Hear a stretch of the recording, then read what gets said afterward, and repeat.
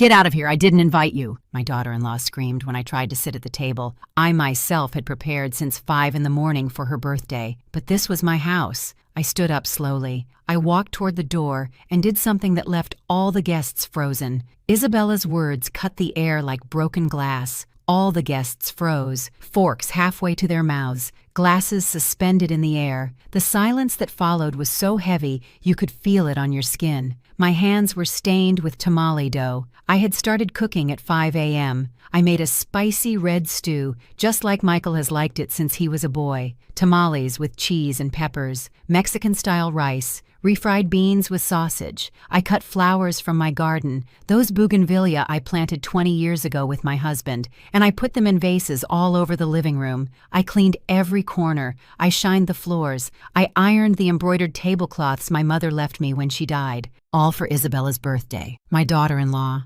my only son's wife, and when I tried to sit at the head of my own table. In the house I built with my own hands next to my late husband Henry, she looked at me like I was trash on the sidewalk. "That seat is for my mother," she yelled, pointing at me with her finger as if I were a naughty child. "You sit over there, next to the kitchen, in case we need anything served." The eyes of her friends pierced right through me. Some looked down, ashamed. Others smiled with that silent cruelty that only women know. Michael, my son, my blood, was standing next to Isabella, with his mouth open but speechless, without a single word to defend me, to understand how I reached the point of kicking my own family out of my house. I need to take you back 3 years, to the day Michael arrived with that smile I hadn't seen on his face since he was a teenager. "Mom, I met someone," he told me that April afternoon, his eyes shining like carnival lights. I was in the backyard pruning my rose bushes. I took off my gardening gloves and looked at him. My son was 34 years old and had come out of 2 difficult relationships. Seeing him like that, excited, it filled me with hope. "Her name is Isabella. She's incredible. Mom, smart, educated, ambitious. She works in digital marketing. I met her at a business conference in Chicago." 2 weeks later, Isabella showed up at my door with a bouquet of white lilies and a perfect smile. She wore an elegant wine-colored dress, but not exaggerated. Her brown hair was pulled back in a flawless ponytail. Discreet makeup. She smelled like expensive perfume. "Camilla," she said with a sweet voice, "Michael has told me so much about you. It's an honor to meet the woman who raised such a wonderful man. The right words, the right tone, the right attitude." I welcomed her into my living room. I served her spiced coffee with sweet bread I had baked that morning. Isabella asked me about the photos on the wall. She praised my plants. She listened attentively when I told her how Henry and I built this house brick by brick, working double shifts for 5 years. "What an inspiring story," she said, touching my hand. "The women of your generation are made of iron. I aspire to have your strength." She charmed me. I admit it without shame. Isabella won me over, just like she won over Michael. 2 months later, she came to see me alone. She seemed nervous, fidgeting with her hands. "Camilla, I need to ask you for a favor. I'm so embarrassed, but I'm trying to launch my own consulting business and the bank denied my loan. Michael doesn't know because I don't want to worry him. I know it's a lot to ask, but could you lend me $45,000? I'll pay you back in 6 months. With interest if you want." She looked down, her eyes glassy. "I understand if you say no. I have no right to ask you this. But you're the only person I trust." I had those savings put away for emergencies. Money I had saved selling tamales on weekends for years after Henry died. But Isabella seemed so sincere, so vulnerable. "I don't need interest," I told her. "You're practically family." She hugged me, crying. "Thank you, Camilla. You don't know what this means to me. I swear I'll pay you back." I never saw that money again. When my sister Lucy met Isabella at a family dinner, she pulled me aside to the kitchen. "Camilla, that girl has the face of a gold digger," she whispered while we washed the dishes. "Did you see how she looks at the house like she's sizing it up?" "Lucy, you've always been suspicious," I answered, annoyed. "Isabella is a good girl. Michael is happy." "All right," my sister sighed, "but when things get ugly, remember I warned you." I ignored her. I defended Isabella when Lucy made comments, even when my daughter Valerie, who lived in Dallas, called me, worried. "Mom!" I looked up Isabella on social media. She has photos in really expensive restaurants, trips to Miami, designer clothes. Where does she get the money if she's just starting her business? "Valerie, don't be a gossip," I told her. "Social media doesn't show the whole reality." 6 months after that first meeting, Michael announced they were getting married. It was fast. "I know," he said, "but when you know, and Mom, Isabella is the woman of my life. I organized the wedding. I hired the hall, paid for the banquet for 100 people. I spent $87,000 that I had saved for my old age. Isabella chose everything, the flowers, the music, even the menu. I just signed the checks and smiled. "Thank you, Camila," she always said. "I don't know what we'd do without you." The day of the wedding, as I watched her walk down the aisle in that white dress that cost $35,000, I felt a strange pinch in my chest, like a warning I didn't know how to hear. Michael looked at her as if she were an angel descended from heaven, and I, fool that I was, thought I was gaining a daughter. I didn't know I was losing a son. The first 3 months after the wedding were normal. Isabella and Michael came for dinner on Sundays. They helped me with heavy groceries. They called to ask how I was. I thought everything would be fine, but the cracks began to appear one Saturday afternoon. They arrived unannounced. I was in old sweatpants, my hair in a messy braid, cleaning the windows. I heard the key in the lock and was surprised. "Michael, what are you doing here?" I asked. "Mom, I told you Isabella needed to use your kitchen today. Don't you remember?" He hadn't told me anything, but I saw Isabella's look, that tense smile, and I didn't want to make a scene. "Of course, honey. Go ahead." Isabella walked straight into my kitchen as if it were hers. She opened the pantry where I keep my spices and frowned. "Camilla, how do you find anything in here? It's all disorganized." She started taking out jars, reorganizing, moving my things. I stood in the doorway, watching her touch what my husband and I had arranged for years. "It's fine like that, Isabella," I said softly. "I know where everything is." No, it's better alphabetically. Believe me, it's more efficient." Michael was in the living room on his phone, ignoring everything. That was the first time, but not the last. 2 weeks later, they came again. This time, Isabella brought furniture catalogs. "Camila, I was thinking, that green sofa in the living room is very outdated. Don't you think it's like 20 years old? 23 years old. I had bought it with Henry when Michael turned 11. I remembered the day perfectly. He was so happy because we finally had a new sofa, not a secondhand one. "I like that sofa," I said. "Oh, Camila, but it looks old. Look, here are some modern ones, minimalist. Michael and I could buy it for you as a gift." "I don't need a gift. My sofa is fine." Isabella exchanged a look with Michael. He shrugged. "Mom, maybe Isabella is right. A change would be nice." I felt as if I had been slapped, but I swallowed and smiled. "We'll see." The next month, the attack was more direct. Isabella was in my dining room, looking at the china cabinet where I kept my mother's porcelain dinnerware. 24 plates, cups, bowls with hand-painted flowers. My mother had brought them from her hometown when she got married. It was the only material thing I had left of her. "You know what, Camila? This dinnerware is taking up so much space. When was the last time you used it?" "At Christmas." I lied. The truth was I didn't use it because I was afraid it would break, but it was mine. We could sell it. I saw on the internet that this type of antique porcelain is valued well. Maybe you could get $15,000 or $20,000 for it. With that, you could buy new clothes. "Right, I've noticed you wear the same clothes a lot." The blood rushed to my face. "My clothes are fine, and my dinnerware is not for sale." "It was just a suggestion," Isabella said, raising her hands. "Don't be offended." But I was already offended. I was beginning to understand something I didn't want to accept. Isabella didn't visit me. Isabella inspected.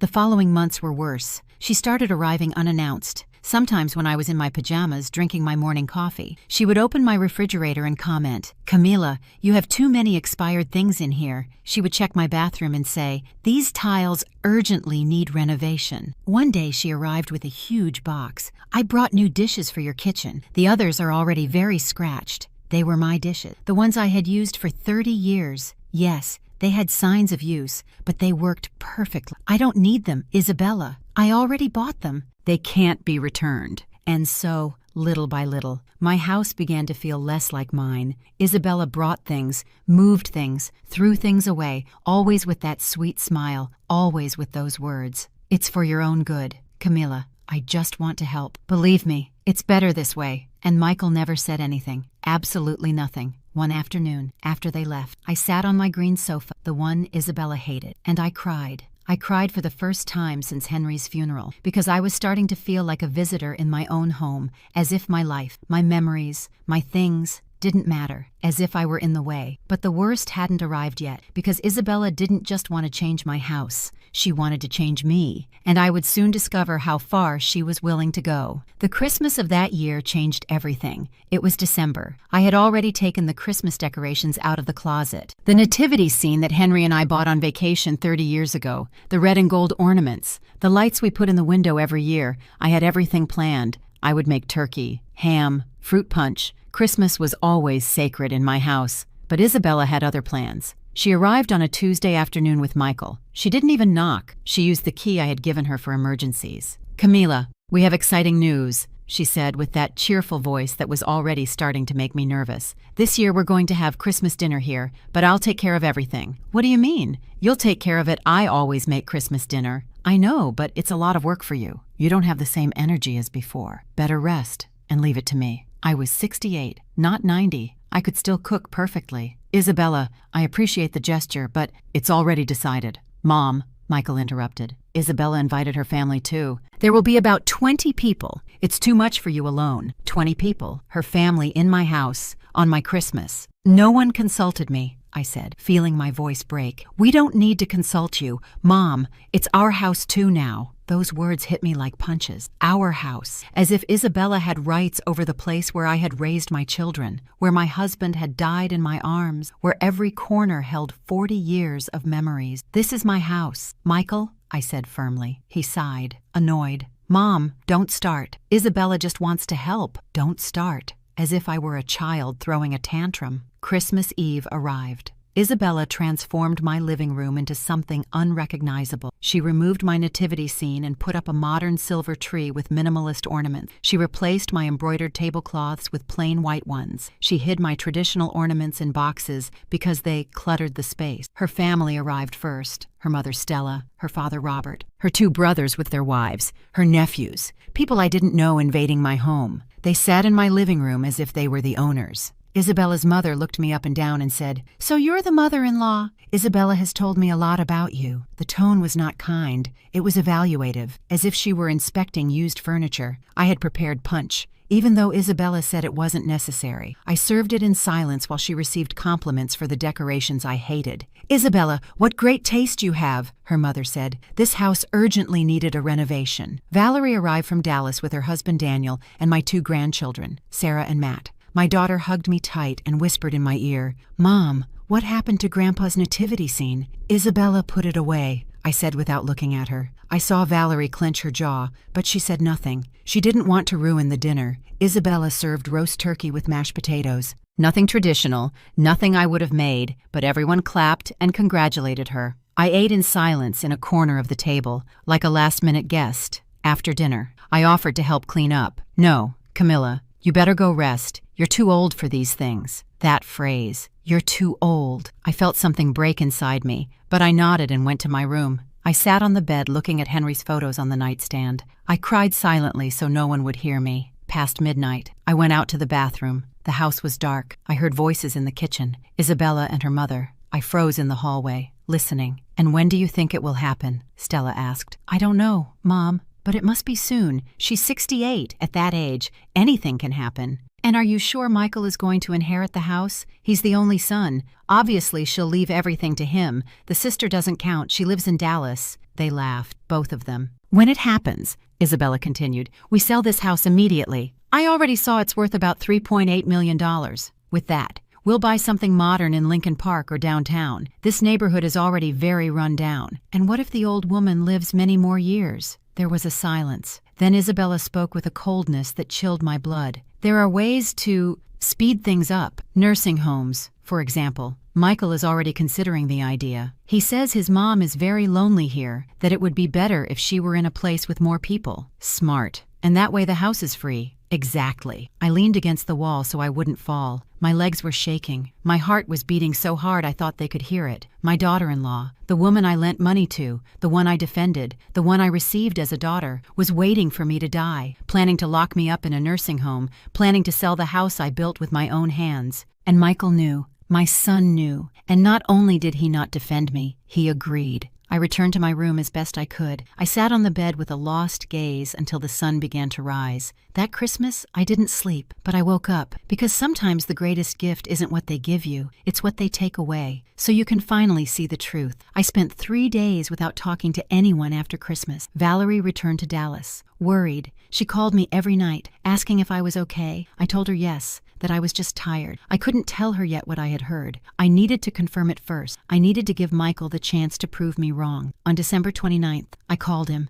My voice was shaking. "Honey, could you come to the house? Just you. I need to talk to you." "Of course, Mom. I'll be there this afternoon." He arrived at 5. I watched him enter, and my heart tightened. That was my baby. The boy I breastfed, the one I cared for when he had chickenpox, the one I applauded at his graduation, the man his father taught to ride a bike in this very yard. When had I stopped knowing him? "What's wrong? Mom, you sound worried." We sat in the living room. On the green sofa Isabella hated. I took a deep breath. "Michael, on Christmas night I heard Isabella talking to her mother in the kitchen." I saw his face change. He knew exactly what I was going to talk about. They were talking about this house, about selling it when I die, about putting me in a nursing home. The silence that followed was deafening. "Mom, it's not what you think. It's not what I think." I stood up, the blood boiling in my veins. "Then how is it? Michael, what part did I misunderstand? The part where your wife is waiting for me to die, or the part where you are already considering locking me up in a home?" "Mom, lower your voice. This is my house. I'll shout if I feel like." Michael ran his hands over his face, nervous. I knew him so well I could see every lie forming before it left his mouth. "Isabella didn't mean it. She sometimes speaks without thinking. You know how women are when they're with their mothers." "Don't give me those cheap excuses," I interrupted. "So you are planning to sell my house?" "It's not just your house, Mom. Someday it will be mine too. It's the inheritance Dad left me." Those words hit me harder than any of Isabella's insults. "Your father built this house for me, so I would have a safe roof over my head when he was gone, not so you and your wife could sell it like it was a vacant lot." "Mom, you need to be realistic. You're alone here. This house is too big for one person. There are very nice homes where you'd have company, with activities, with people your age. I don't want to be with people my age. I want to be in my house. The house where your sister was born, where your father died in my arms, where I keep every memory of my life." "But Mom, think about it. Think. We could visit you more often if you were in a place closer to our work. And this house? It's worth a lot of money. Money that Isabella and I could use for our future. To have children." I sat down again. My legs wouldn't hold me. "Have children," I whispered. "You're going to use the money from my house to have children who will never know this house, who will never know where their father grew up. You don't understand." "You're right. I don't understand how my son turned into this." Michael stood up, annoyed. His eyes no longer had warmth, just impatience. "I knew you would react this way. That's why Isabella told me not to say anything to you yet. You're too emotional. Mom, you can't think logically." "Emotional? Of course I'm emotional. I'm talking about my life, about my home. Look, Mom, I didn't come here to argue. I came because you called me. But if you're just going to attack Isabella and make me feel guilty for thinking about my future, I'd better go." "Michael, please sit down. Let's talk calmly." "No, I already know how this ends. You crying, me feeling like the terrible son. Well, you know what? Mom, I'm tired. Tired of feeling guilty for having my own life. Tired of everything having to revolve around your feelings." He walked to the door. I followed him, pleading as I never thought I would. "Michael, please, don't go like this. You're my son. I love you. I just want to understand what's happening." He stopped with his hand on the doorknob. He looked at me over his shoulder. "What's happening, Mom,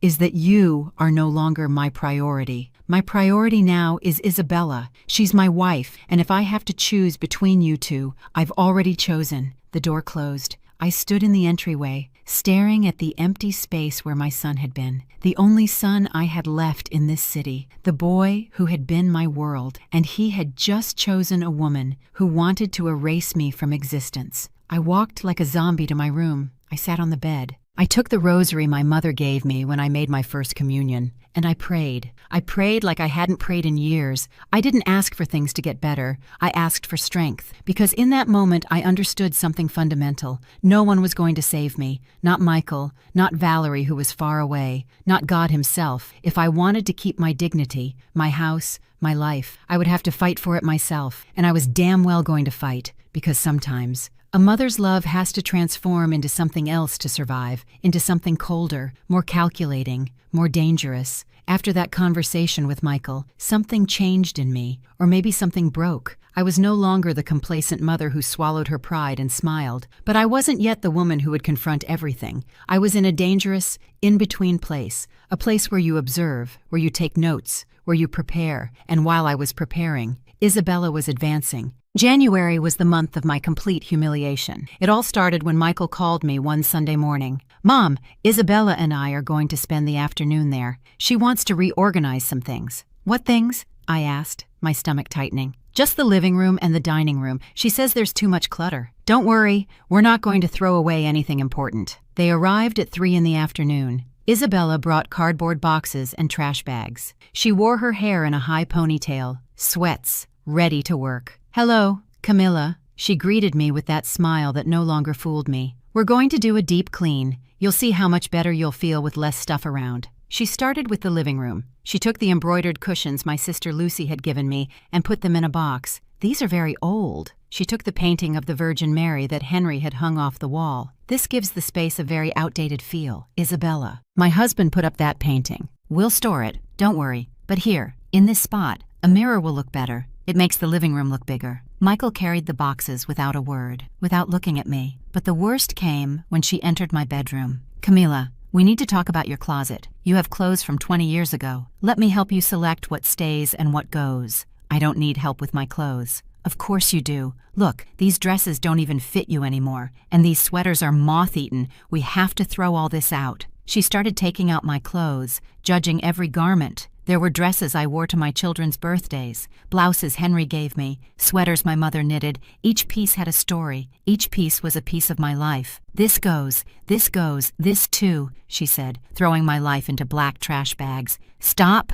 I shouted. "You're not throwing away my clothes." "Camilla, be reasonable. You haven't worn this in years." "It's just taking up space. It's my space, my closet, my room." Isabella sighed with that exaggerated patience you use with children or difficult old people. "Michael, come here, please." My son entered the room. Isabella pointed at the bags. "Your mom won't let me help her. Tell her this is for her own good." Michael looked at me. I saw guilt in his eyes, but also resignation. "Mom, Isabella is right. You don't need all these clothes. Let her help you." I sat on my bed and let them. What else could I do if I resisted? They called me difficult, stubborn, senile. If I cried, I was too emotional. There was no way to win. They took 5 bags of my clothes, 5 bags of memories that ended up in some dumpster. But that was just the beginning. The following week, Isabella arrived with a proposal. "Camilla, I have an idea. What if you help me with some household chores? It would be a way to stay active. Doctors say older people need activity so they don't get depressed." "What kind of chores?"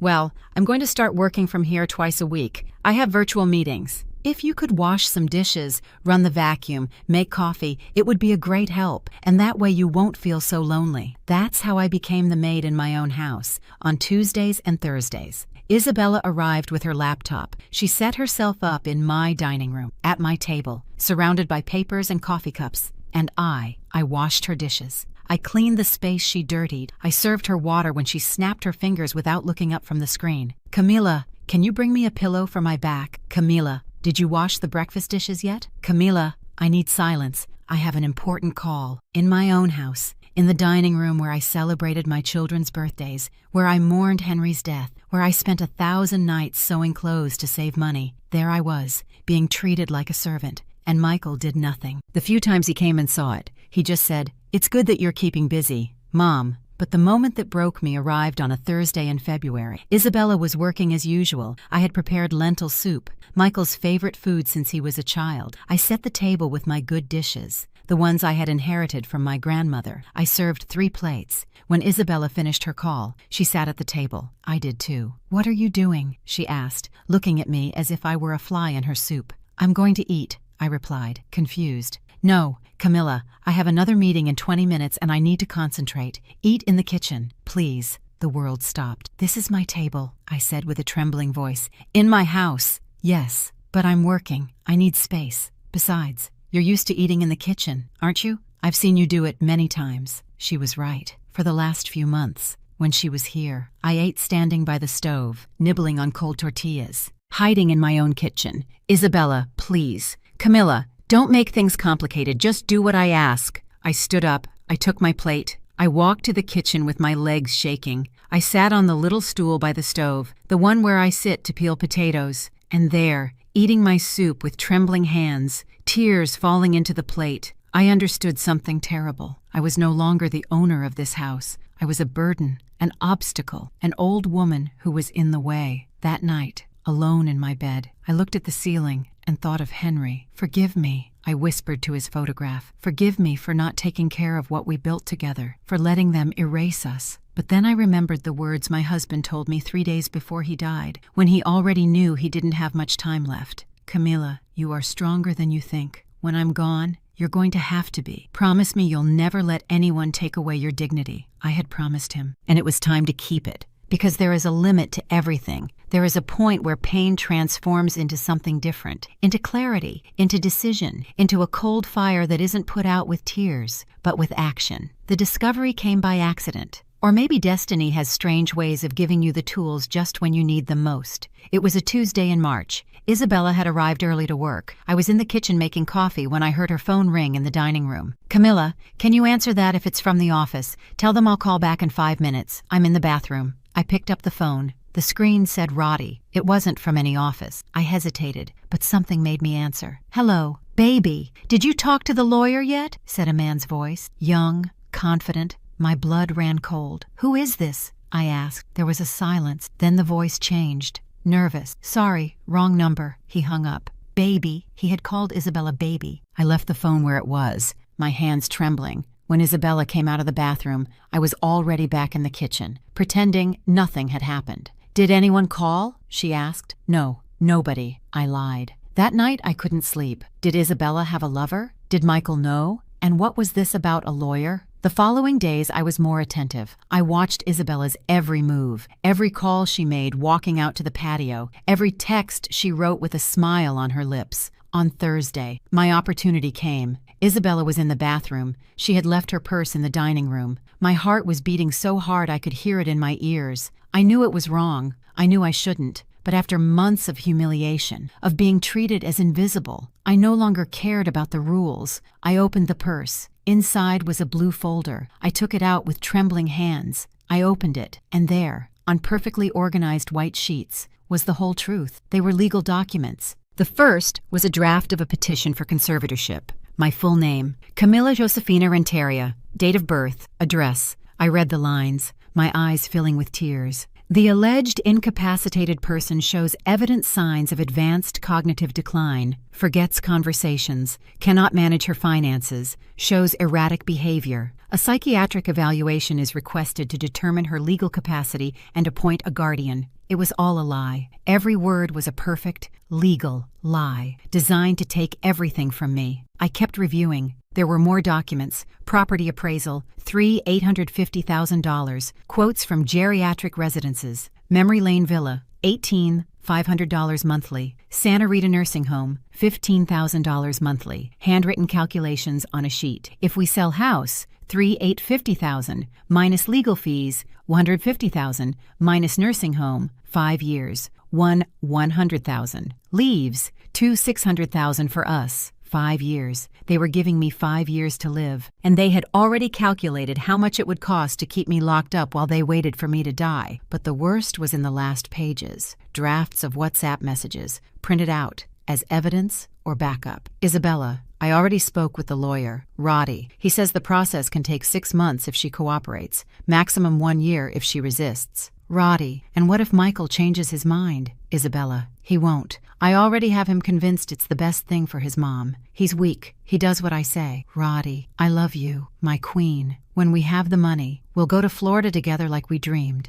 Isabella, don't worry. Love, everything is going according to plan. Michael doesn't suspect a thing. He thinks I love him. When they give me the money from the house, I'll file for divorce and we'll leave. He'll be left with his guilt, and we'll have the life we deserve. Tears fell on the papers, staining the ink. My daughter-in-law didn't just want to rob me. She wanted to erase me, and while she locked me in a nursing home to die alone, she planned to run away with her lover, using the money from the house my husband built with his own hands. And Michael, my son, was just a tool, a useful idiot that she manipulated like a puppet. I heard the water in the bathroom turn off. With trembling hands, I took out my old cell phone, the one Isabella said I should change because it doesn't even work anymore. I photographed every page, every document, every message. I put the folder back exactly as it was and closed the purse just as Isabella came out. "Are you okay, Camila? You look pale." "I'm fine. Just a little low blood pressure. You should go to the doctor. At your age, those things are delicate." She smiled at me, that perfect smile she had practiced for 3 years. "Yes, maybe I will," I said, smiling back. That night, when she left, I sat on my bed with the phone in my hands. I reviewed the photos over and over. Every word was a knife, but it was also ammunition. Now I knew the whole truth, and the truth, although painful, makes you powerful. I called Valerie. It was 11 at night, but she answered on the second ring. "Mom,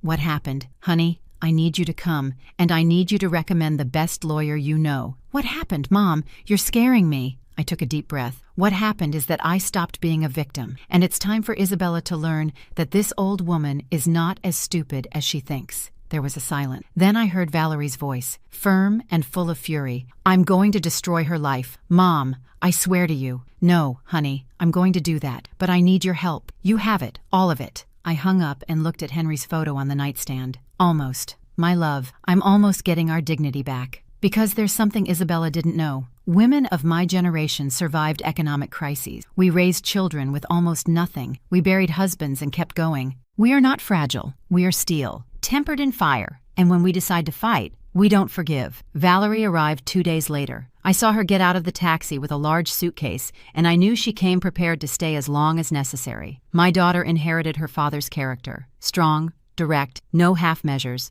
When she entered the house, she hugged me so tight I felt like all the tears held back for the last few months wanted to burst out. "Oh, Mom," she whispered in my ear. "You look so thin. What have they done to you?" I didn't answer. I just hugged her tighter. That night, sitting at the kitchen table with cups of coffee, I showed her the photographs. I watched her face go from disbelief to pure fury. "That damn," she muttered between her teeth. "That damn snake." "Don't swear," I told her out of habit, although deep down, I agreed. "Mom, this is attempted fraud, financial abuse, conspiracy. We can press criminal charges. I don't want scandals, not yet. Not. First I need to protect the house, protect myself, and then we'll see." Valerie nodded. She took out her phone and dialed a number. "Mr. Aguirre, this is Valerie Torres." "Yes, Henry's daughter. I need your help with something urgent. It's about my mother." Mr. Aguirre had been my husband's lawyer for 30 years, a 72-year-old man, one of those who still believes in honor and a man's word. Henry trusted him completely. The next day, Mr. Aguirre arrived at my house with his worn leather briefcase and his bifocals. He sat in my living room, reviewed the photographs on his iPad with absolute concentration. When he finished, he took off his glasses and looked at me with sadness. "Camila, this is serious. Very serious. This woman isn't just committing fraud. She's planning to steal your life. I know, but we have advantages. First, you are completely lucid. Any psychiatric evaluation would prove that. Second, we have proof of her plan. Third, we can act before she does. What do you propose?" Mr. Aguirre opened his briefcase and took out documents. "I propose 3 things. First, modify your will immediately. Second, create a trust that protects this house. Third, gather more evidence for when the time comes to confront her. Explain the trust to me. It's simple. We transfer ownership of the house to a trust of which you are the sole beneficiary as long as you live. You have total control. You can live here, rent it, sell it if you want, but Michael cannot inherit it directly. When you pass away, the trust is distributed as you decide. It can be for your grandchildren, for Valerie, for charity, whatever you want. But Isabella will never be able to touch it." I felt as if a weight had been lifted from my chest. "And Michael can't do anything. Nothing. The house ceases to be part of your direct inheritance. Even if they tried the conservatorship, which wouldn't prosper, they couldn't touch the trust. Let's do it." We spent 3 days preparing everything. Mr. Aguirre brought the documents. I signed them. Valerie photographed every page, saved copies online, on her computer, on 3 different USB drives. "In this family, we don't trust anyone anymore," my daughter said with bitter irony. We also scheduled a private psychiatric evaluation. Dr. Mendoza came to the house, asked me questions for 2 hours, gave me memory tests, reasoning, orientation, In the end, she smiled. Mrs. Camilla, your mind is clearer than many people in their 50s. I'm going to give you a detailed report that you can use legally if anyone questions your capacity. But the most important part of the plan was missing, the additional evidence. Mom, we need to record her, Valerie said. Not just the documents. We need her voice, her words, confessing everything. How? My daughter smiled. That smile she inherited from her father when he had a brilliant idea. Leave it to me. Valerie bought a small recording device, the size of a USB stick. We hid it in a vase in the living room, right where Isabella always sat to work. When she talks on the phone with her lover, we'll record everything, Valerie explained, and when the perfect moment comes, we'll confront her. When will that moment be? Valerie looked at me with determination. When she feels most secure, when she thinks she's already won, that's when predators let their guard down. Over the next 2 weeks, we recorded everything. Every conversation Isabella had with Roddy, every derogatory comment about me when she thought I wasn't listening, every cruel laugh. Almost, my love. The lawyer says in 2 months we can file the petition. And what if the old woman resists?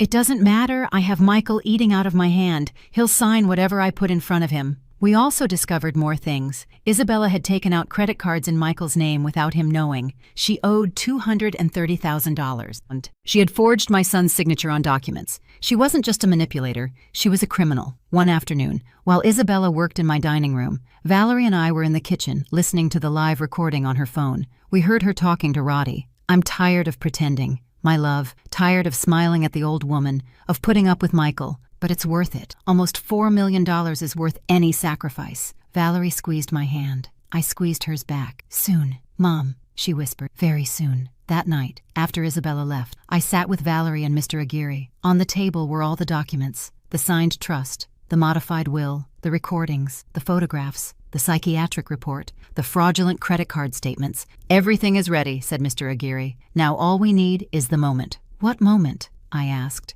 Valerie smiled. A smile that gave me chills and hope at the same time. Your birthday, Mom. April 15th, 3 weeks away. Weeks. We're going to organize a dinner. We'll invite Michael, Isabella, Aunt Lucy, some neighbors, and there, in front of everyone, we're going to reveal who your daughter-in-law really is. Isn't that too cruel? Cruel. Valerie leaned toward me. Mom, she planned to lock you in a nursing home and steal the house Dad built. Cruel doesn't even begin to cover it. This is justice. Mr. Aguirre cleared his throat. Camila, we can also do it privately if you prefer. Less drama, less pain. I thought about all the moments of humiliation, about eating in the kitchen of my own house, about seeing my memories thrown in the trash, about hearing my son say I was no longer his priority. No, I said with a firm voice. Let it be public. Let everyone see what she did. Let Michael see who he married. Let Isabella's mother see what kind of daughter she raised. Valerie smiled. Mr. Aguirre nodded. Then prepare yourselves, the lawyer said, because this is going to be memorable. And it certainly was,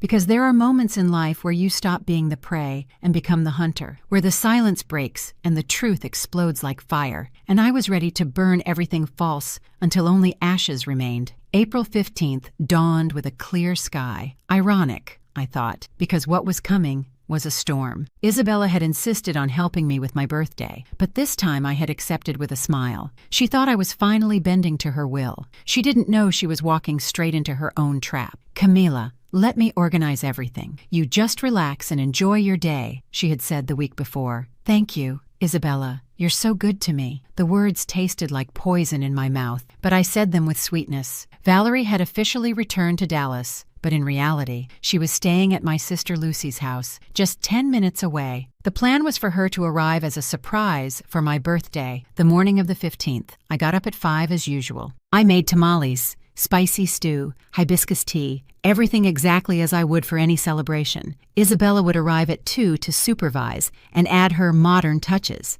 But this time, what she didn't know was that every detail was calculated. Mr. Aguirre had installed discrete cameras in the living room, small, invisible, streaming live to his phone. Valerie had access too. We wanted to record everything that would happen that night. At 2 o'clock sharp, Isabella arrived with Michael. She brought silver metallic balloons that said 69 in giant numbers. Michael carried a box with a cake. Happy birthday, Mom, my son said, kissing my forehead. For a second, I forgot everything. He was my baby. But then I saw Isabella behind him, with that calculating smile, and I remembered. Thank you, honey. Isabella began to reorganize the living room. She removed my flowers and put in hers. She changed the tablecloths, moved the chairs. Every gesture was a declaration. This is mine, not yours. I let her. I smiled. I nodded. I thanked her. Oh, Camilla, you look so lovely today. Is that a new dress? No, it's 10 years old, but I take good care of it. Well, it looks beautiful. Lies wrapped in honey. The guests began to arrive at 6. My sister Lucy with her husband, the neighbors from next door, Ramon and Ophelia, who had known me since I moved here, Isabella's friends, 5 elegant women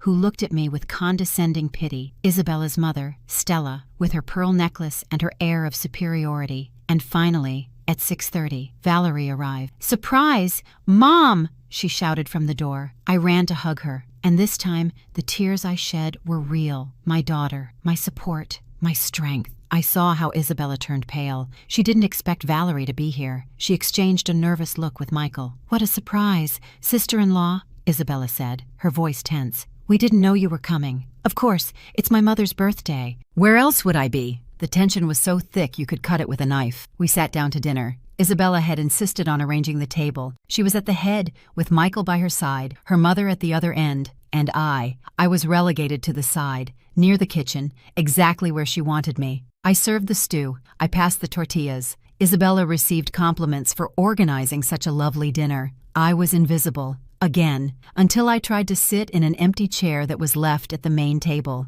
"That seat is for my mother," Isabella shouted, with a voice so loud that everyone stopped talking. "You sit over there next to the kitchen in case we need anything served." The silence was absolute. Isabella's friends looked away, uncomfortable. The neighbor's eyes widened in surprise. Lucy stood up from her chair, furious, but Valerie put a hand on her arm. "Wait," my daughter whispered. Michael had his mouth open but said nothing. As always, I remained standing, holding my plate, feeling 20 pairs of eyes fixed on me, and then something inside me clicked. There was no more fear, only clarity. I stood up slowly, very slowly. I left the plate on the table gently. I walked to the stereo where the happy music Isabella had put on was playing. I turned it off. The silence became heavy, dense. Then I walked to the kitchen. I turned off the gas on the stove. The fire went out with a whisper. The pot stopped bubbling. I returned to the living room. Everyone looked at me as if I had gone crazy. I smiled, a calm, serene smile. "I want to thank you all for coming to celebrate in my house,"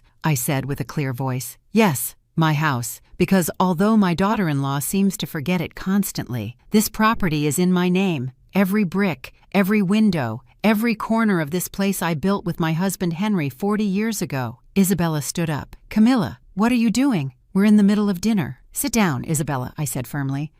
I'm not finished yet." Something in my tone made her obey. She sat down, pale. Valerie got up and brought a laptop. She connected it to the living room television. Mr. Aguirre appeared from the kitchen where he had been waiting silently. "You see," I continued, "I have been very foolish these last few months, very naive. I let myself be treated like a maid in my own home. I let my memories be thrown in the trash. I let them make me feel like a burden." "Mom, what are you talking about?" Michael asked, confused. "I'm talking about this." Valerie pressed a key. On the television screen, the photographs of the documents appeared. The petition for conservatorship, the quotes from nursing homes, the calculations of how much money would be left after locking me up. The murmurs exploded. Isabella's friends covered their mouths. Ramon shook his head, disbelieving. Stella, Isabella's mother, had turned white as paper. "What is this?" Michael shouted, jumping up. "Isabella, I don't... It's taken out of context," my daughter-in-law stammered, looking for words. "Context," I said with a cold voice. "What context does the old woman won't last much longer need, or when we have the money from the house?" Valerie changed to the next image. The messages with Roddy. Isabella stood up as if she had been electrocuted. "Turn that off. You have no right." "I have every right. It's my house, my birthday, and my truth." The messages were projected one after another on the giant screen. Every word was a hammer blow, every sentence a conviction. "Michael is weak. He does what I say. When I have the money, I'll file for divorce. I love you, Roddy. Soon we'll be in Florida." Michael read with his mouth open, his hands shaking, tears running down his face. "No, it can't be," he whispered. "Oh, but there's more," Valerie said with a sharp voice. "This is the history of the credit cards you took out in my brother's name without his consent. $230,000 in debt, documents signed with his forged signature. Mr. Aguirre stepped forward, which constitutes bank fraud, forgery of documents, and marriage for profit with intent to defraud, all criminally prosecutable. Isabella looked for the exit, but Valerie blocked the front door and Lucy the kitchen door. "Sit down, Isabella," I repeated. "If you try to leave, Mr. Aguirre has contacts in the prosecutor's office. You can leave here in handcuffs or with dignity. You choose." She slumped into the chair, defeated. Her mother stood up in a rage. "This is a setup, a conspiracy against my daughter." "No, Stella," Lucy said with venom in her voice. "This is justice. Your daughter tried to steal my sister's life and almost succeeded." The guests began to take out their phones. Some were recording, others sending messages. In less than 10 minutes, the whole neighborhood would know the truth. Isabella was crying now, with her hands covering her face. But I felt no pity, only a cold emptiness where motherly love used to be. I looked at Michael. My son was devastated, staring at the woman he had married as if she were a stranger. "Michael," I said softly, "I gave you life. I raised you. I loved you. And you chose this woman over me. But you know what? It doesn't matter anymore." I approached him and put my hand on his wet cheek because I also chose. I chose my dignity over your love, and I don't regret it. Revenge, I discovered that night, is not a dish best served cold. It's a mirror you force others to look into, and sometimes the image they see destroys them more than any punishment. Isabella cried with her head in her hands, but I knew they weren't tears of remorse. They were tears of rage, of frustration at being caught. I knew her too well by now. Michael was still standing, staring at the images on the screen as if he were watching his own life fall apart, and in a way, he was. "Mom," his voice was just a broken whisper. "I didn't know. About the lover, the cards. I thought she really cared about you, that the nursing home was for your own good." "For my good," I interrupted, and my voice sounded harsher than I intended. "Michael, your wife calculated how many years I had left to live. 5. She gave me 5 years. Does that sound like concern to you?" He couldn't answer. Valerie changed the image on the screen. "But wait, because this is just getting started," my daughter said with a cold smile. "Mom, do you want to tell them, or should I?" I looked at her and nodded. It was time to drop the last bomb. "Go ahead." My daughter. Valerie connected an audio cable to the television. Everyone in the room was completely silent. Even Isabella's friends, who had previously defended her with their gazes, had now moved away from her as if she had a contagious disease. "What you are about to hear," Valerie explained, "are recordings of phone conversations Isabella had in this house over the last 2 weeks. All legally recorded, as it occurred on my mother's private property with her consent." She pressed play. Isabella's voice filled the room, clear, confident, without the sweet tone she used with me. "Almost. My love, the lawyer says in 2 months we can file the conservatorship petition. He knows a psychiatrist who, for $50,000, will sign the report we need," Roddy's voice replied. "And what if the old woman resists? I've heard those processes can take years." "It doesn't matter. I have a plan B. I can put medication in her food, things to make her seem confused, forgetful. With testimonies from neighbors and a couple of well-staged scenes, any judge will declare her incompetent." My stomach turned hearing those words. I thought about all the times I had felt dizzy after eating what Isabella prepared, about the times I forgot simple things and wondered if I was really losing my memory. She was poisoning me, slowly. "That's a lie!" Isabella screamed, jumping to her feet. "They edited that recording. That's not my voice." "Oh, really?" Valerie smiled. "Mr. Aguirre, could you explain to the lady about the authenticity of the recordings?" The lawyer adjusted his glasses. "The recordings were analyzed by a forensic audio expert. He confirmed there is no editing, that the voice is authentic. I have the notarized report right here. We also identified the number this Roddy was calling from. It's already traced. He lives in Florida, as mentioned in the messages. He's 28 years old and has a record for fraud." Isabella looked for support from her mother, but Stella was sitting with her face in her hands, ashamed. The recording continued. "And Michael, does he suspect anything? Not at all. He's so predictable. I tell him his mom is losing her mind and he believes me. I tell him we need that house and he's convinced it's for our future. He's weak, Roddy. He always has been. His dad died when he was still young, so he never had a strong figure to teach him character. He's perfect to manipulate." Michael sank into the nearest chair. He had lost all the color in his face. One of Isabella's friends stood up without a word and left the house, then another, and another, in less than 2 minutes. All of Isabella's friends were gone. Only the neighbors, my family, Stella, and Michael remained. There's more, Valerie said. Relentless. Another recording. This time Isabella talking to someone else. An older woman's voice. Mrs. Mendez, thank you so much for agreeing to testify if needed. You just have to say you saw Mrs. Camila confused, talking to herself, forgetting to lock the door. I'll pay you $30,000 for your testimony. And what if they ask me a lot of questions in court?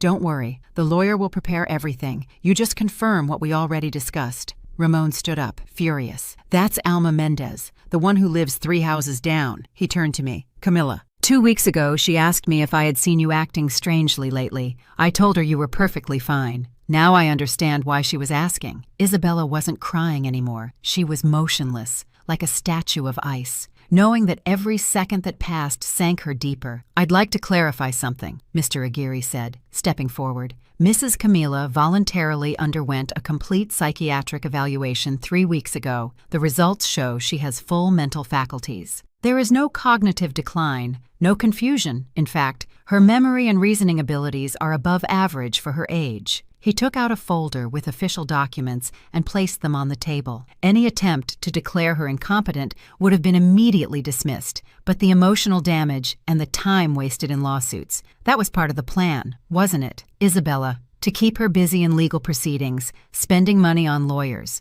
while you continue to manipulate Michael. Isabella finally spoke, with a venomous voice I had never heard from her. So what if it was, this old woman has more than she needs, a huge house all to herself, money saved up, for what? To die and let it all rot. At least I was going to put those resources to use. The audacity left me speechless. Resources, I repeated slowly. That's what you call the house I built with my husband. Resources. Call it whatever you want. The reality is you're in the way. Michael is too weak to tell you, but I'm not. You're in the way of your own life, clinging to the past, to memories, to old things that don't matter anymore. I was just trying to free you from that. Free me. I approached her, and for the first time in my life, I felt pure hatred. Free me by locking me in a nursing home, by poisoning me to make me look senile, by stealing the house my husband built with his hands. Your husband is dead, Isabella spat, and you should be too. Magda. The silence that followed was so deep I could hear my own heart beating. Michael stood up slowly, walked over to Isabella, and for the first time in 3 years, I saw fury in my son's eyes. Get out of this house, he said, his voice trembling with contained rage. Now! Michael, now! He shouted with a strength I had never known he had. Get out of this house before I call the police myself. Isabella looked at him with pure hatred. Then she looked at me. In her eyes, there was no remorse, only fury at having lost. This isn't over, she said, in a low, threatening voice. Valerie stepped forward. Oh, yes, Isabella, it ends here, because we have copies of all this in 4 different places. If you try anything against my mother or my brother, this goes to the prosecutor's office in less than an hour, and believe me, with this evidence, you would spend years in prison. Mr. Aguirre added, I also prepared a restraining order. If you come within 200 yards of this property, or Mrs. Camila, you go straight to jail. Understood. Isabella grabbed her purse. Her mother, Stella, followed her in silence, head bowed. Before leaving, Isabella turned one last time. You're going to regret this, old woman. You're going to die alone and forgotten. I smiled, a calm, serene smile. I'd rather die alone and with dignity than surrounded by snakes like you. The door closed behind her, and for the first time in 3 years, I could breathe in my own house. Because the greatest victory isn't destroying your enemy. It's reclaiming what they took from you, your voice, your space, your power. And I had just reclaimed all 3. When the door closed behind Isabella, the house fell into a heavy silence. The neighbors said goodbye in low voices, with sincere hugs and looks of support. Ramon squeezed my hand before leaving. Camila, if you need anything, we're 3 houses away. Thank you, Ramon. Lucy came over and hugged me tight. Sister, I'm so proud of you. Henry would be proud. I nodded, unable to speak. If I spoke, I would cry. And I didn't want to cry yet. When everyone left, only Valerie, Mr. Aguirre, Michael, and I remained. My son was sitting on the green sofa that Isabella hated so much, with his head in his hands. His body was shaking. I don't know if from rage, shame, or pain. Probably all 3. Valerie sat next to him. She put a hand on his shoulder. Michael, no, he said in a broken voice. Don't say anything. There's nothing to say. There's a lot to say, my daughter replied firmly, but without cruelty. It can wait. Mr. Aguirre cleared his throat. Camilla, Michael, we need to talk about the legal aspects, the divorce, the debts, the restraining order. Mr. Aguirre, I said softly, could you come back tomorrow? I think tonight we need to process everything first. The lawyer nodded with understanding. Of course, I'll leave you as a family. Call me if you need anything. He approached and kissed my forehead as my father used to do. You did the right thing, Camilla. Henry would be very proud. When he left, the three of us remained. My real family, broken, but real. Michael finally lifted his head. His eyes were red, swollen. He looked like he had aged 10 years in one night. Mom, his voice broke. I don't even know where to begin. I sat across from him. Valerie moved to the armchair, giving us space. Start at the beginning, I said softly. I'm sorry. Tears ran freely down his face. I'm so sorry. I was a coward, an idiot. An idiot, I said simply. You were. He winced as if I had hit him, but I continued. You were also manipulated. Isabella was very good at what she did. It's no excuse. He wiped his face angrily. I saw how she treated you. I saw how you changed, how you became smaller every day, and I did nothing. I chose to believe her instead of trusting my instinct. Why? Valerie asked. Her voice wasn't accusing, just genuinely curious. Why did you choose to believe her? Michael took a deep breath, searching for the words. Because she made me feel important. After Dad died, I felt lost, like I had to be the man of the house, but I didn't know how. Isabella came and made me feel strong, capable, like I could be someone. And when she told me Mom was being difficult, that she needed help, that I was doing the right thing, I wanted to believe her, because the alternative was to accept that I was failing everyone. Michael, I said, feeling my heart break, your father never expected you to be the man of the house. He just expected you to be a good person. He collapsed, completely. He fell to his knees in front of me, sobbing like when he was a child and got hurt playing. Forgive me, Mom, please, forgive me. I let her humiliate you. I let her plan to lock you up. I let her make you feel invisible in your own house. How can you even look at me? I hugged. Not because everything was okay, not because the pain disappeared, but because he was my son. And despite everything, he was still my son. Michael, I'm not going to lie to you. It hurt. It hurt more than I can explain. To feel that my own son had abandoned me. I know, and I can never make up for it. I took his face in my hands, forcing him to look at me. I don't expect you to make up for it, but I do expect you to learn that you never again allow anyone to make you betray the people you love. I promise you. His hands trembled, holding mine. I swear on Dad's memory that it will never happen again. Valerie joined the hug. The three of us cried together, releasing years of pain, betrayal, and silence. After a long time, we separated. Valerie brought tissues. We wiped our faces as best we could. Michael, Mr. Aguirre explained to me that you have debts of $230,000 from the cards Isabella took out in your name. He nodded miserably. I'm going to help you, I continued. I'm not going to pay all of it, because you need to learn responsibility. But I'll pay half if you pay the other half by working a second job or whatever is necessary. Understood. Mom, you don't have to. Yes, I do, because you're my son, and I'm not going to let one bad decision ruin your life, but I'm not going to solve everything for you either. Thank you. His voice was just a whisper. I don't deserve your help. Probably not, I said with a small smile. But that's a mother's love, unconditional and irrational. Valerie served us coffee. We sat at the kitchen table, where so many important conversations had happened over the years. So, what's next? My daughter asked. Michael needs to get divorced as soon as possible, I said. Mr. Aguirre can handle that. Isabella will want money, I'm sure. Let her try, Valerie growled. With all the evidence we have, she won't see a dime. I don't want to see her ever again, Michael said firmly. I don't want her money back. I don't want explanations. I don't want anything. I just want her to disappear from my life. She will, I assured him. The restraining order takes care of that. We were silent for a few minutes, processing everything. Finally, Michael spoke. Mom, I know I can't live here again. Not after everything. But can I visit you? Can we try to rebuild this? I looked him in the eyes. I saw genuine remorse. I saw my son, not the manipulated man he had been. Yes, I said, slowly, with time. But yes. He wiped his tears again. I don't deserve you. Maybe not, but you have me anyway. Because forgiving doesn't mean forgetting. It means choosing love over resentment, family over pride. But that forgiveness has conditions. It has limits. And this time, I will set those limits very clearly. The next morning came with a strange clarity. I slept deeply for the first time in months. When I woke up, Valerie was already in the kitchen making coffee.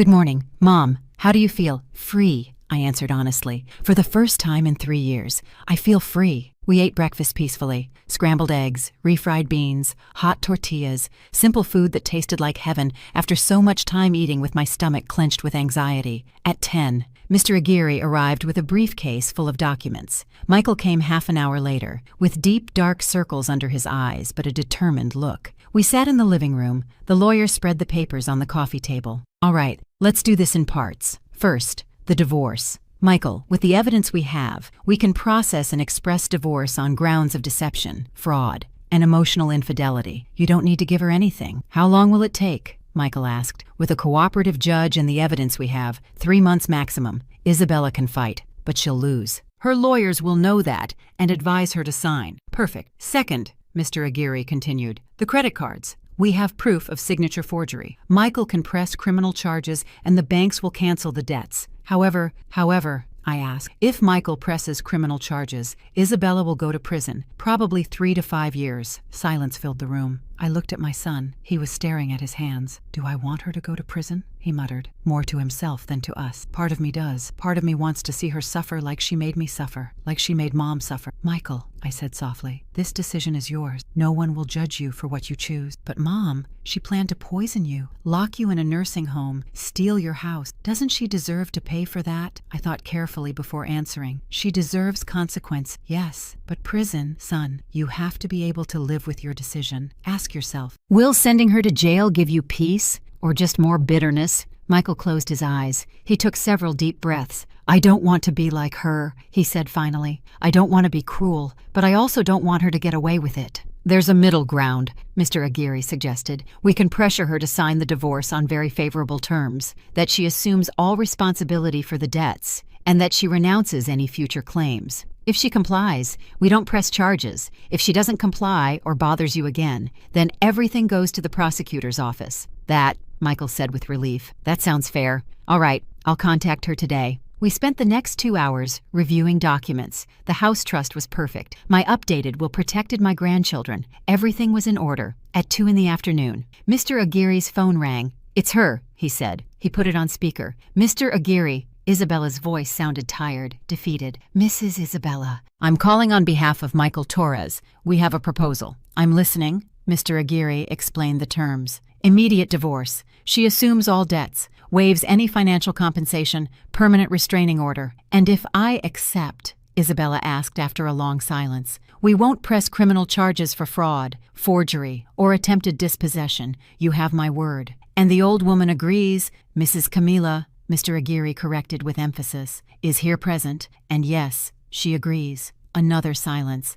I need 48 hours to think about it. You have 24. After that, the charges go straight to the prosecutor. That's blackmail. No, ma'am, it's justice. Your decision. Isabella hung up without saying goodbye. Valerie shook her head. Right to the end without a shred of decency. The next day, at 11 in the morning, Isabella arrived accompanied by a young, nervous lawyer. She didn't enter the house. Mr. Aguirre went out to the street with the documents. From the window, I saw them arguing for 20 minutes. Isabella gesticulated, shouted. Her lawyer seemed to be trying to calm her down. Finally, with trembling hands, she signed. Mr. Aguirre returned with the signed and notarized papers. It's done. Legally. It's over. Michael took the documents and looked at them as if he couldn't believe they were real. It's over, he whispered. It's really over. But I knew something was missing. Isabella had signed, yes, but she hadn't really paid for the emotional damage, for the nights I cried, for the dignity she tried to take from me. Mr. Aguirre, I said, can I ask you one last favor? Of course, Camilla. I want you to give something to Isabella. I went up to my room. From the closet, I took out a small box. Inside was $10,000 in cash.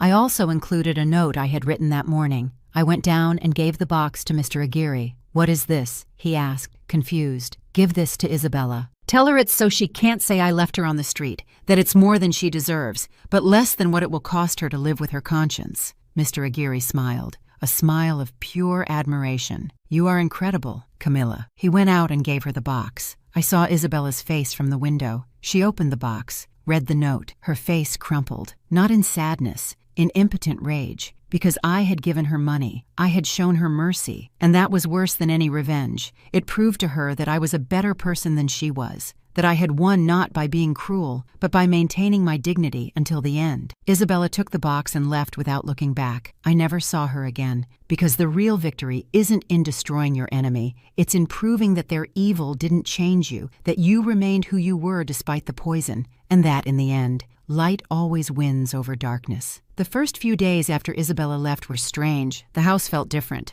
as if it had been exorcised. Valerie stayed for 2 more weeks before returning to Dallas. "Mom, are you sure you'll be okay alone?" she asked the morning of her departure. "More than okay, honey. For the first time in years, this house feels like mine again." I hugged her at the door, watching her get into the taxi when she left. I closed the door and stood in the entryway. Silence, peace, mine. I walked through every room, reclaiming my space. I took out the painting of the Virgin Mary that Isabella had stored and hung it back up in the living room. I returned my embroidered cushions to the sofa. I put the photos of Henry and the children in every corner. The house was breathing again. Michael didn't show up for a week. I understood he needed time to process, to heal. When he finally called, his voice sounded different, more mature. "Mom, can I come by tomorrow? Just to visit. I won't stay long. I need to see you." "Of course, honey." He arrived the next day with a bouquet of white carnations, my favorites. Not expensive red roses, not flashy arrangements, simple white carnations that reminded me of the ones Henry used to bring me every Friday. "I didn't know what to bring," he said shyly at the door. "They're perfect." I made coffee and sweetbread. We sat in the kitchen, not the living room, the place where important conversations had always happened. "Mom, I moved into a small apartment downtown. It's different, but it's mine. No memories of her. I'm glad, son. I also started therapy, twice a week. The therapist says I have codependency issues and," he laughed bitterly, "low self-esteem. Imagine that, 37 years old and I'm just discovering I don't know who I am without someone telling me what to do."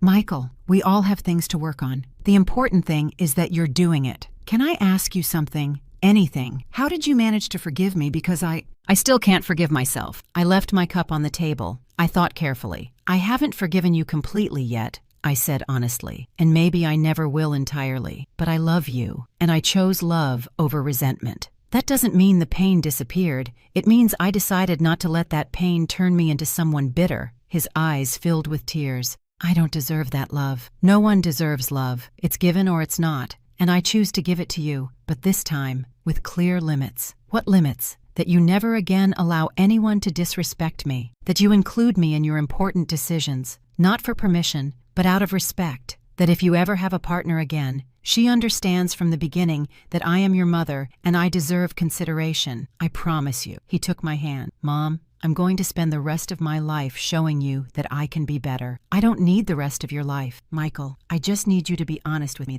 The visits became regular. On Sundays, Michael came for dinner. I made stew or his favorites. We talked about his work, his therapy, his life. Little by little, I got to know the man he was becoming, a more aware, stronger one. A month later, he brought someone. "Mom, I want you to meet Patricia." She was a woman of about 35, with short brown hair and glasses. She dressed simply, jeans and a white blouse. She brought a container. "Mrs. Camila, it's an honor to meet you. Michael has told me so much about you." She extended the container. "I made oatmeal cookies. I hope you like them. They weren't expensive flowers. They weren't perfect words. They were homemade cookies, made with her own hands." "Thank you. Patricia, come in, please." During the meal, Patricia asked me about my life, about Henry, about how we met, about building the house. She listened genuinely, asked intelligent questions. When I told her about my garden, she got excited. "Could you show me? I love plants, but I've never known how to take care of them well." We spent an hour in the garden.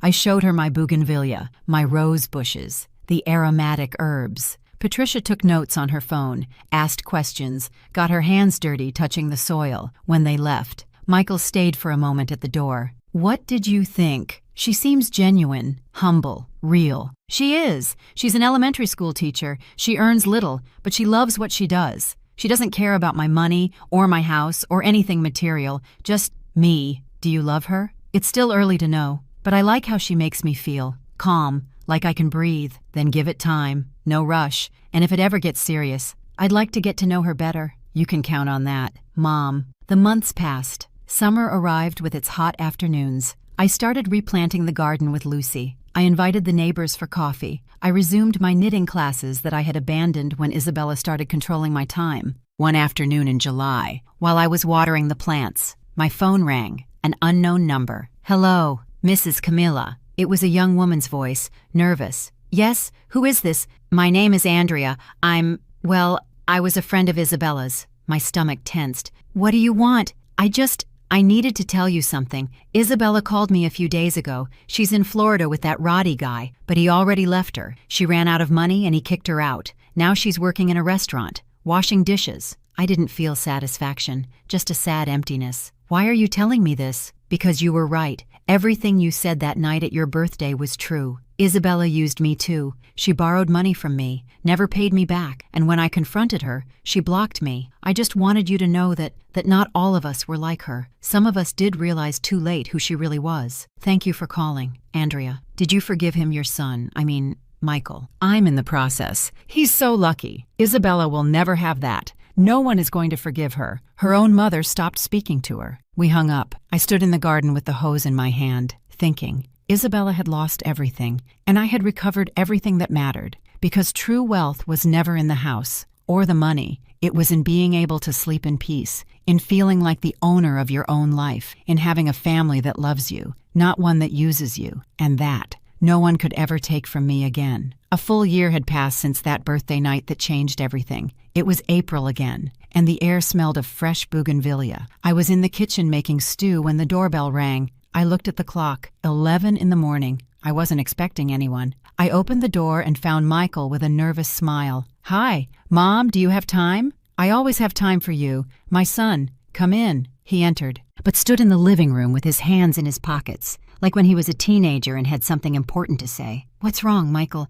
You're making me nervous." "Mom, Patricia and I have been dating for 10 months, officially, and I want to ask her to marry me." My heart skipped a beat. After everything we'd been through, the word marriage gave me chills. "Sit down, son. Let's talk." We sat down. Michael looked different from the man who had been married to Isabella. He had light in his eyes, peace on his face. "I know what you're thinking," he said. "After Isabella, how can I trust my judgment again? But Mom, Patricia is different, completely different. Tell me." "She spent a year getting to know you. Not because I forced her, but because she wanted to. She asks about you every week. When you went to the hospital for your checkup, she offered to go with you without me saying anything. When you turned 69, 2 weeks ago. She reminded me 3 times not to forget to call you." It was true. Patricia had been present in small but constant ways. She sent me photos of her students, invited me to her school plays, asked me for advice on recipes. "Do you love her?" I asked directly. "Yes, but not like I loved Isabella. With Isabella, it was obsession,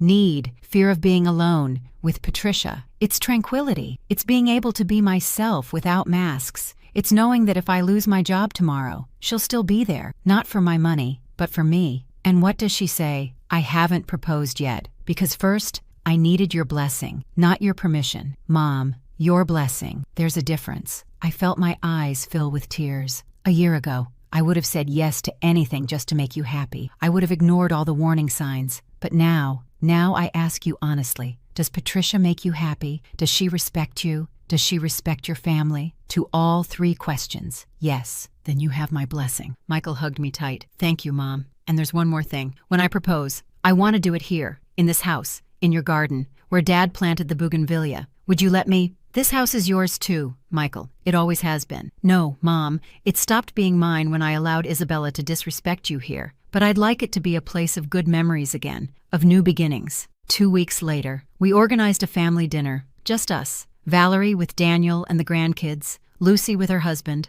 Michael, Patricia, and me. I had put up lights in the garden. Patricia thought it was just a simple family dinner. She didn't know what was coming. After dessert, Michael stood up. "Patricia, there's something I want to tell you." She looked at him, confused. Michael took her hand and led her into the garden. We all followed. "A year ago, I was at the worst point in my life. I had lost everything. My marriage, my dignity. I almost lost my family. And then you came along." Patricia had her hands over her mouth, her eyes wide. "You didn't come with grand promises or expensive gifts. You came with homemade cookies and sincere questions. You taught me that love isn't possession or control. It's respect. It's peace. It's wanting the best for the other person, even when it doesn't benefit you directly." He knelt, took out a small box. "Patricia, would you do me the honor of marrying me? I don't promise you perfection, but I promise you honesty. I don't promise you wealth, but I promise you hard work. And I promise that my family, especially my mother, will always have the place she deserves in our life." Patricia was crying. I was crying. Valerie was crying. Even my grandkids were emotional. "Yes," Patricia whispered, 1,000 times, yes. They kissed under the bougainvillea that Henry had planted 40 years ago, and in that moment, I felt the circle close, that the house was once again a place of love, not pain.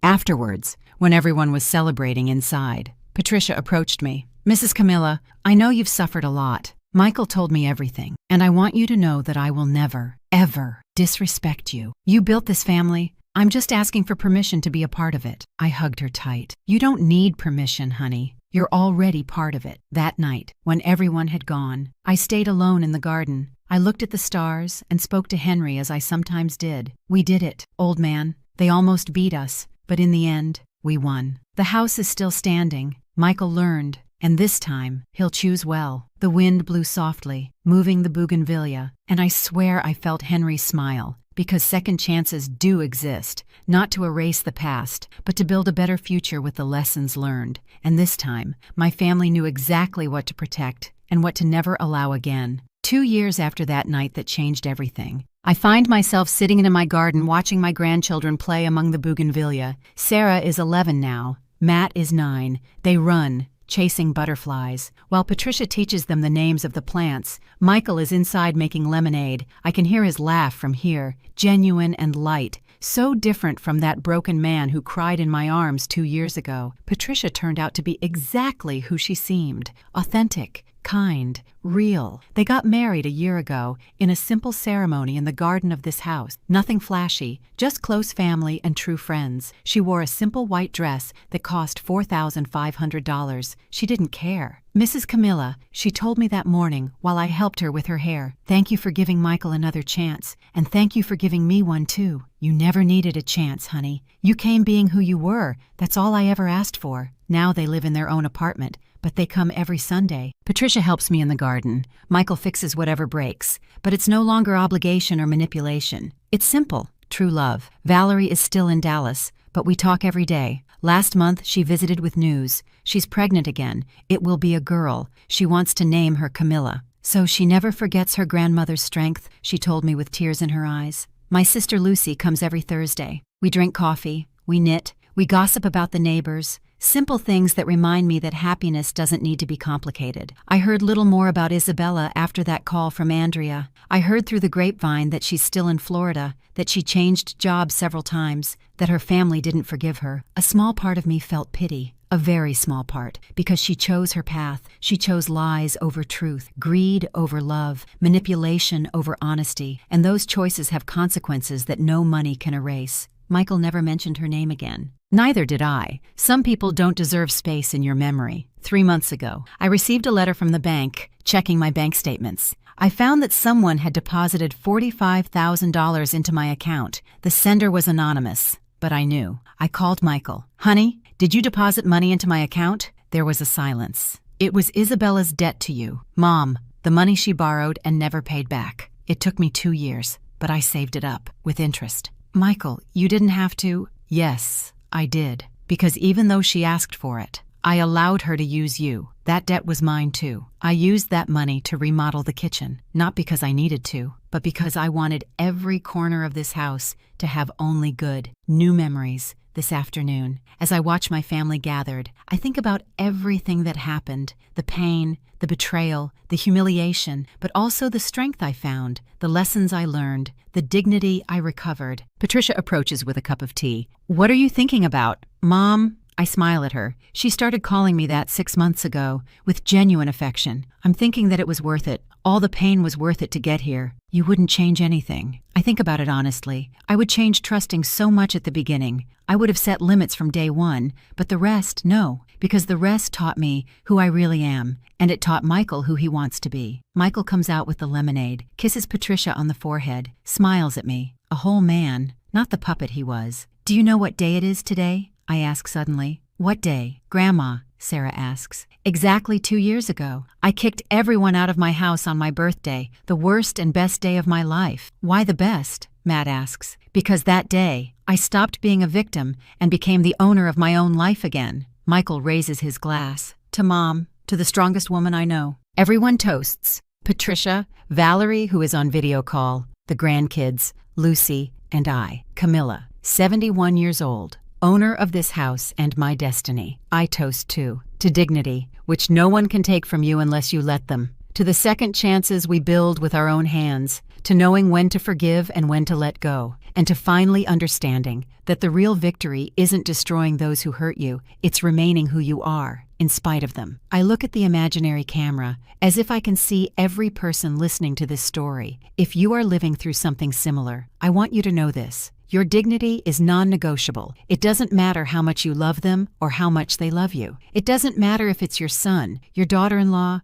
your husband. No one has the right to make you feel invisible in your own life. There will be those who tell you you're selfish for defending yourself, that you're difficult for setting limits, that you're cruel for saying no. Let them talk. Because at the end of the day, you are the one who has to live with your decisions. And it's better to live with the peace of having defended your worth than with the regret of having let yourself be erased. This was my story, a story of betrayal, yes, but also of resurrection, of discovering that even at 68 years old, you can roar like a lioness, and if I could do it, you can too. It's never too late to reclaim your voice. It's never too late to say, enough. It's never too late to choose yourself, because true wealth isn't in what you own. It's in what you refuse to let them take from you. If this story touched your heart, leave me a comment telling me where you're watching from. Give it a like if you've ever had to defend yourself against someone you loved. And subscribe to Elderly Stories for more real stories of women who refuse to be invisible. Remember, your dignity is worth more than any relationship.